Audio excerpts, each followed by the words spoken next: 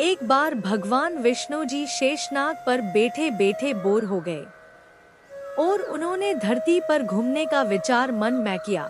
वैसे भी कई साल बीत गए थे धरती पर आए और वह अपनी यात्रा की तैयारी में लग गए। स्वामी को तैयार होता देखकर लक्ष्मी माँ ने पूछा, आज सुबह सुबह कहाँ जाने की तैयारी हो रही है? विष्णु जी ने कहा है लक्ष्मी, मैं धरती लोक पर घूमने जा रहा हूँ। तो कुछ सोचकर लक्ष्मी माँ ने कहा, हे देव, क्या मैं भी आपके साथ चल सकती हूँ?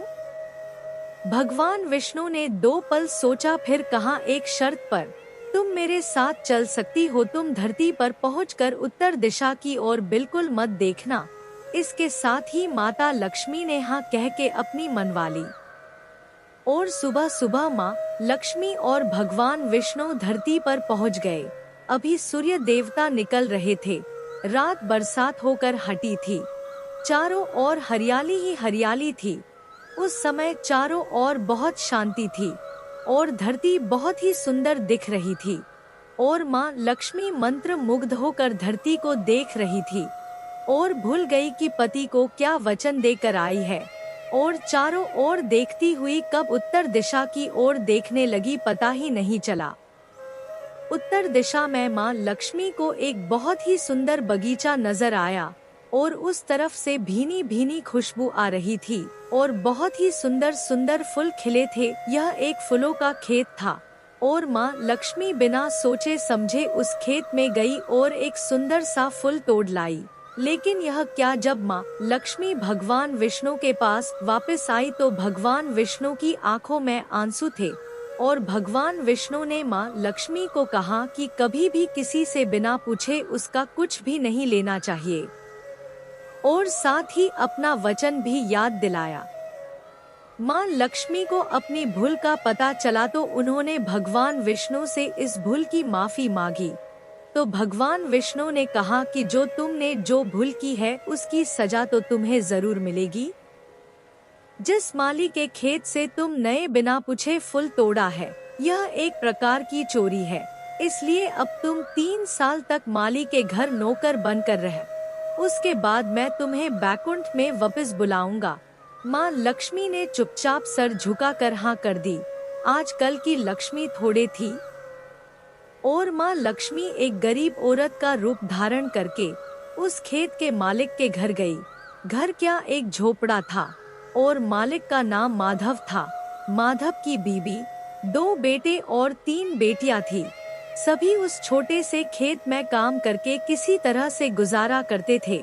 माँ लक्ष्मी जब एक साधारण और गरीब औरत बनकर जब माधव के झोपड़े पर गई तो माधव ने पूछा, बहन तुम कौन हो और इस समय तुम्हें क्या चाहिए? तब माँ लक्ष्मी ने कहा, मैं एक गरीब औरत हूँ, मेरी देखभाल करने वाला कोई नहीं। मैंने कई दिनों से खाना भी नहीं खाया, मुझे कोई भी काम दे। साथ में मैं तुम्हारे घर का काम भी कर दिया करूँगी। बस मुझे अपने घर में एक कोने में आसरा दे दो। माधव बहुत ही अच्छे दिल का मालिक था। उसे दया आ गई, लेकिन उसने कहा, बहन मैं तो बहुत ही गरीब हूँ। मेरी कमाई से मेरे घर का खर्च मुश्किल से चलता है। लेकिन अगर मेरी 3 की जगह 4 बेटियां होती तो भी मैंने गुजारा करना था। अगर तुम मेरी बेटी बनकर जैसा रूखा सूखा हम खाते हैं उसमें खुश रह सकती हो तो बेटी अंदर आ जाओ। माधव ने माँ लक्ष्मी को अपने झोपड़े में शरण दे दी और माँ लक्ष्मी 3 साल उस माधव के घर पर नौकरानी बनकर रही। जिस दिन माँ लक्ष्मी माधव के घर आई थी उससे दूसरे दिन ही माधव को इतनी आमदनी हुई फूलों से कि शाम को एक गाय खरीद ली। फिर धीरे धीरे माधव ने काफी जमीन खरीद ली और सबने अच्छे अच्छे कपड़े भी बनवा लिए और फिर एक बड़ा पक्का घर भी बनवा लिया। बेटियों और बीबी ने गहने भी बनवा लिए और अब मकान भी बहुत बड़ा बनवा लिया था। माधव हमेशा सोचता था कि मुझे यह सब इस महिला के आने के बाद मिला है। इस बेटी के रूप में मेरी किस्मत आ गई है मेरी। और अब 2 से 5 साल बीत गए थे, लेकिन माँ लक्ष्मी अब भी घर में और खेत में काम करती थी।